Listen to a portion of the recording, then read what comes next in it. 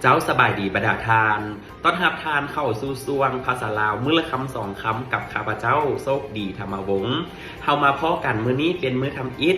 ดังนั้นข้าพเจ้าจะนำเสนอคำทักทายในภาษาลาวก็คือคำว่าสบายดีคำว่าสบายดีกงกับคำในภาษาไทยคือคำว่าสวัสดีเป็นคำที่คนลาวใช้ทักทายกันเวลาพบพ้อกันเป็นเทือทำอิฐเป็นการทักทายกันที่จะเปิดบทเรื่องบทสนทนาในเรื่องราวต่างๆเป็นการต่อไปเช่นคำว่าสบายดีทานมาแต่ใส่นอ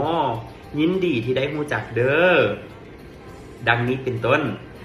เจ้ามาฮอดนี่เวลาของซวงภาษาลาวมื้อละคำสองคำก็ได้หมดลงแล้วข้าพเจ้าต้องขอตัวไปก่อนพบกันใหม่ในโอกาสหน้าเด้อสำหรับมื้อนี้ต้องกล่าวคำว่าสบายดี